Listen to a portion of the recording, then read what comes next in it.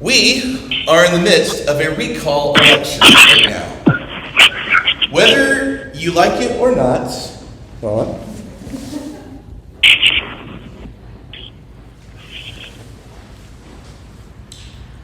The one thing that we can agree on together is that whether you're for or against a recall, if you're going to have a leader, you want a leader who has wisdom. As you know, I'm a big fan of wisdom, I'm a big fan of philosophy, and I'm a big fan of justice and love. So this is why I love this passage from the King's reading today. Samuel was by no means flawless, but he was a wise leader. But the reason why I like it so much is because God asked him, ask what you want of me, and I will give it to you. Now, how many leaders do you know ask for riches and glory and power? Most of them. Especially in the ancient world when the monarchs proved their worthiness and their chosenness by God through conquering other nations, pillaging, plundering, etc., etc. The worst things that we won't mention.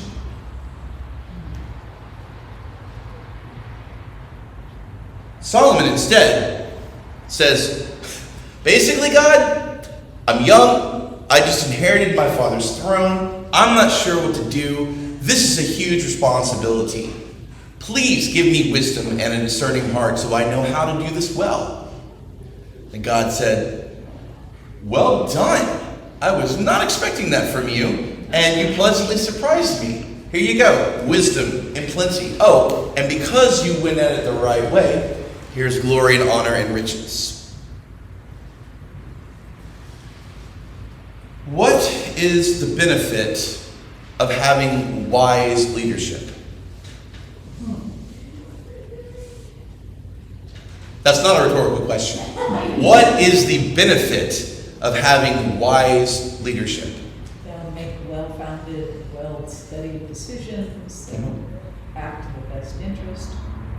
A healthy nation. A healthy nation. They will make well-informed, wise decisions. What else? Stephanie? There could be more peace. There will be more peace. And why would there be more peace with wisdom?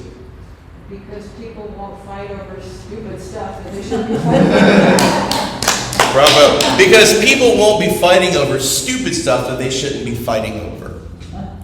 Anyone else? They often act on behalf of the people and not themselves. Mm-hmm. Their decisions. They act on behalf of the people, not just themselves. Ian? They can make wiser mistakes. Oh, hang on. Say it again. They can make wiser mistakes. Make wiser what?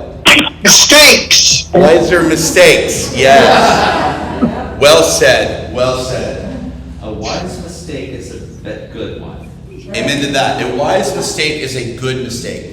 And the only bad mistake or foolish mistake is the one you don't try to learn from. Now, do we expect wise leadership to be flawless? No, of course not. And do we have a responsibility with our leadership to seek wisdom ourselves? Yes. All right. So, Ben, is wisdom the same thing as knowledge? Wisdom comes with experience. You don't have to have the experience before you strong book. Well said. Wisdom is based on experience, and knowledge you don't have to have experience to have. It's just information that's in your head. Wisdom is what you do with that knowledge. Is wisdom highly prioritized in our society?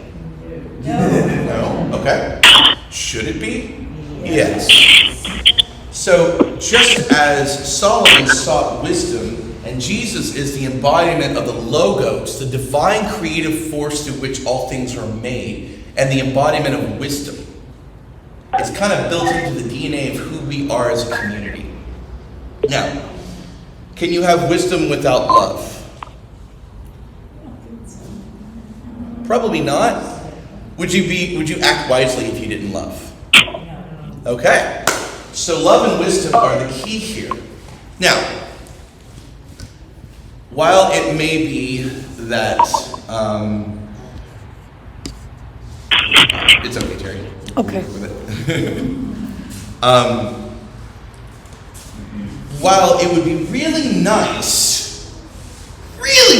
if we had more wise leadership in our world that sought wisdom over power and money and division and trying to undermine their opponents just for the sake of their own political clout, not that I have strong opinions,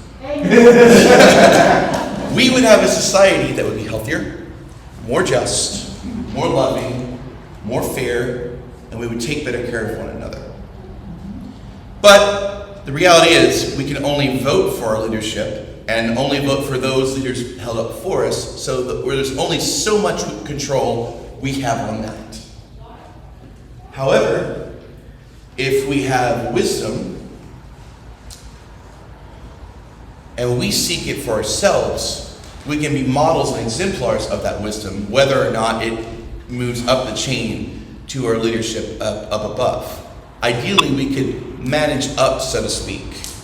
If you haven't heard that expression, it's when you have that management up there that's just incompetent. You kind of have to work around them and sort of make them think it's their idea, which is hard to do. So I want to add then to what you said about wisdom is how we apply things, how we understand things, and the more experience you have, the better you apply that knowledge. Dad, are you the same person you were 20 years ago? Fortunately, no. So you're telling me that change is a good thing in that sense? Well, in this case, yes. Yes. Would you say that wisdom can happen without change? I don't think so. Right.